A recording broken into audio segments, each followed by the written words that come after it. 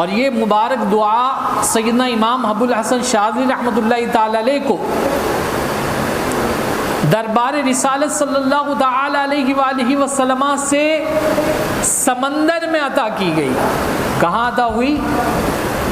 سمندر میں۔ واقعہ اس طرح ہے کہ عارف باللہ شیخ احمد بن محمد بن عیاض شافعی رحمۃ اللہ تعالی علیہ نے المفاخر العلیہ فی مآثر الشاذلیہ اور دیگر متعدد کتب میں علماء نے اپنی کتب میں بیان کیا کہ حج کے موسم میں جب قاہرہ کے لوگ حج کو جا چکے تھے، امام ابو الحسن شاذلی رحمۃ اللہ تعالی علیہ نے اپنے مریدین سے فرمایا کہ ہمیں غیب سے حج کا حکم ہوا ہے، لہذا سفر کے لیے جہاز کا انتظام کیا جائے۔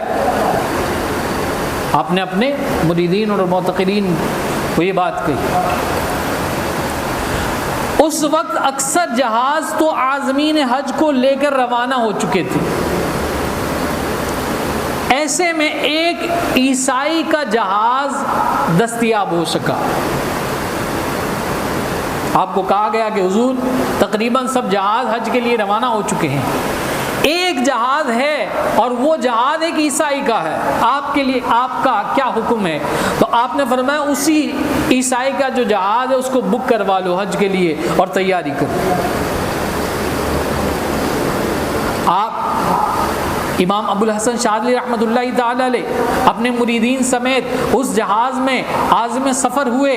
ابھی جہاز قاہرہ سے نکلا ہی تھا کہ اچانک مخالف سمت کی تند و تیز ہوا چلنے لگی، سفر موقوف کر کے لنگر ڈال دیے گئے، موافق ہوا کا انتظار کیا جانے لگا، مگر ایک ہفتہ یعنی تقریباً 7 دن گزر جانے کے باوجود موافق ہوا میسر نہ آئی۔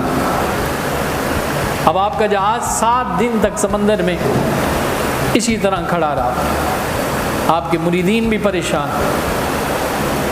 کہ 7 دن ہو گئے، حج کے لیے جانا ہے اور موافق ہوا نہیں آ رہی، مخالف ہوا آ رہی ہے، اور مخالف سمت کے اندر اگر ہوا آ رہی ہے تو جہاز کو چلنے میں دشواری کا سامنا ہوگا۔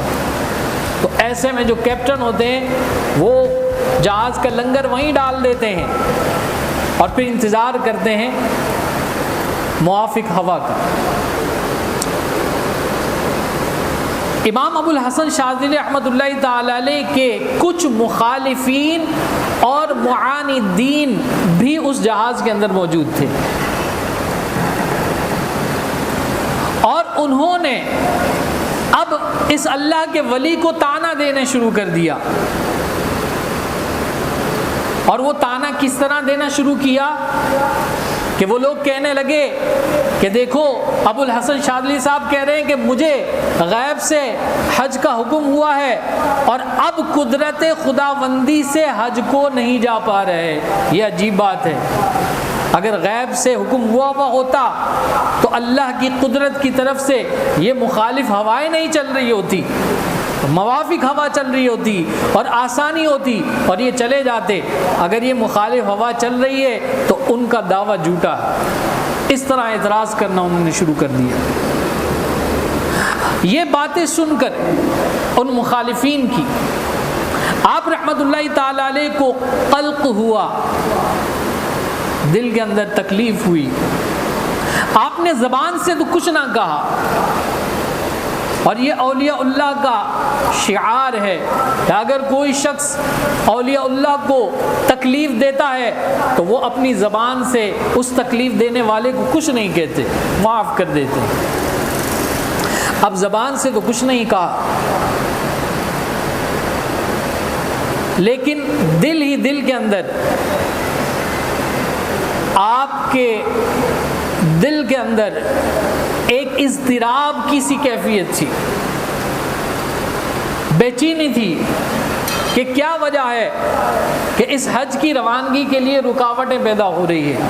اسی اضطراب کے عالم میں آپ دوپہر کے وقت میں قیلولہ کے لیے جب آرام فرما ہوئے تو آپ کیا دیکھتے ہیں کہ آقا دو جہاں صلی اللہ تعالی علیہ وآلہ وسلم اس جہاز میں تشریف لا چکے ہیں، خواب میں زیارت ہو رہی ہے۔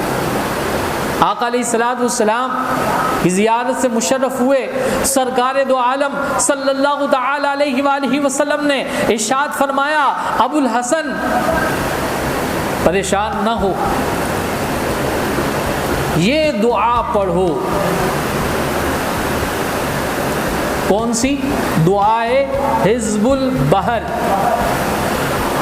اور آپ فرماتے ہیں کہ آقا علیہ الصلوۃ والسلام نے خواب میں مجھے وہ دعا لفظ با لفظ پڑھائی،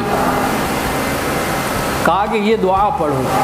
اللہم یا علی یا عظیم یا حلیم انت ربی وعلمک حسبی فنعم رب ربی ونعم الحسب حسبی تنصر من تشاء وانت العزیز الرحیم نسألک العصمت فی الحرکات والسکنات والکلمات والارادات والخطرات من الشکوک والظنون والاوہام الساطرة للقلوب ام مطالعة الغیوب فقد ابتلی المؤمنون وزلزلوا زلزالا شدیدا وإذ يقول المنافقون والذین فی قلوبهم مرض ما وعدنا الله ورسوله الا غرورا فثبتنا وانصرنا وسخر لنا هذا البحر كما سخرت البحر لموسى وسخرت النار لابراهيم وسخرت الجبال والحديد لداود وسخرت الريح والشياطين والجن والانس لسليمان وسخرت الريح والجن والانس لسليمان وسخر لنا كل بحر هو لك في الارض والسماء والملك والملكوت وبحر الدنيا وبحر الاخره وسخر لنا كل شيء يا من بيده ملكوت کل شيء.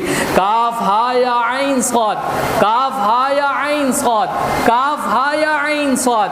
انصرنا فإنك خير الناصرين وافتح لنا فإنك خير الفاتحين واغفر لنا فإنك خير الغافرين وارحمنا فإنك خير الراحمين وارزقنا فإنك خير الرازقين وهدنا ونجنا من القوم الظالمين وهب لنا ريحا طيبة كما هي في علمك وانشرها علينا من خزائن رحمتك واحملنا بها حمل الكرامة مع السلامة والعافية في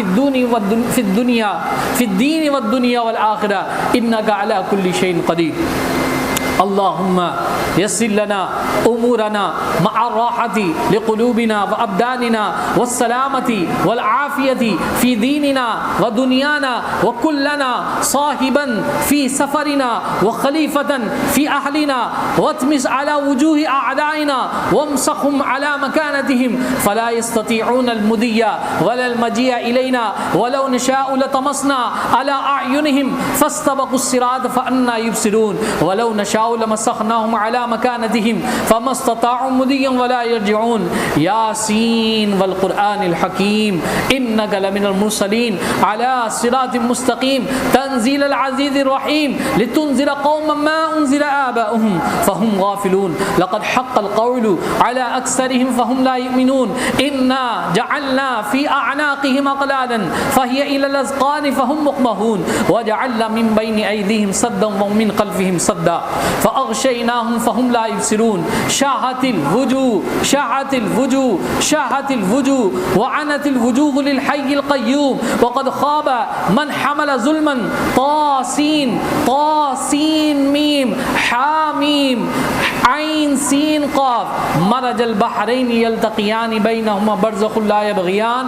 حاميم حاميم حاميم حاميم حاميم حاميم حاميم حم الأمر وجاء النصر علينا لا ينصرون. حاميم تنزيل الكتاب من الله العزيز العليم غافر الذنب وقابل التوب شديد العقاب ذي الطول لا إله إلا هو إليه المصير. بسم الله بابنا تبارك حيطاننا ياسين سقفنا كاف هاء عين صاد كفايتنا حاميم عين سين قاف حمايتنا فسيكفيكهم الله وهو السميع العليم فسيكفيكهم الله وهو السميع العليم فسيكفيكهم الله وهو السميع العليم. ستر العرش مصبور علينا وعين الله ناظرة إلينا بحول الله لا يقدر علينا والله من ورائهم محيط بل هو قرآن مجيد في لوح محفوظ. فالله خير حافظا وهو أرحم الراحمين فالله خير حافظا وهو أرحم الراحمين فالله خير حافظا وهو أرحم الراحمين. إن ولي الله الذي نزل الكتاب وهو يتولى الصالحين الصالحین ان ولی اللہ الذی نزل الکتاب وهو يتولى الصالحین ان ولی اللہ الذی نزل الکتاب وهو يتولى الصالحین حسبی اللہ لا الہ الا هو علیہ توکلت وهو رب العرش العظیم بسم اللہ الذی لا يضر مع اسمه شیء فی الارض ولا فی السماء وهو السمیع العلیم ولا حول ولا قوة الا باللہ العلی العظیم وصلی اللہ تعالی علی سیدنا محمد وعلی آلہ وصحبہ وبارک وسلم۔ آپ صلی اللہ تعالی علیہ وآلہ وسلم نے فرمایا کہ اے ابو الحسن یہ دعا پڑھو برکت کے لیے، یہ پوری دعا میں نے پڑھ لی تاکہ اس کی برکتیں ہم سب کو بھی عطا ہو۔ آپ صلی اللہ تعالی علیہ وآلہ وسلم نے فرمایا اے ابو الحسن اس دعا کو پڑھو۔ آپ بیدار ہوئے اور بیدار ہو کر دعا پڑھی، اس کے بعد جہاز کے عیسائی کپتان سے کہا کہ اب لنگر اٹھا دو۔ اس نے عرض کی حضور اگر لنگر کھول دیں گے تو جہاز جدہ جانے کے بجائے دوبارہ قاہرہ پہنچ جائے گا۔ آپ نے فرمایا کہ تم جہاز کے لنگر کھول دو، اللہ تعالیٰ کرم فرمائے گا۔ آپ رحمت اللہ تعالی علیہ کے حکم پر جہاز کا کپتان لنگر کھولنے کے لیے بڑھا تو فوراً موافق سمت کی اتنی تیز ہوا چلنے لگی کہ لنگر کھولنا ممکن نہ رہا اور لنگر کو کاٹنا پڑا، اور اب موافق ہوا چلنا شروع ہوئی اور دیکھتے ہی دیکھتے آپ سفر پر روانہ ہونا شروع ہو گئے۔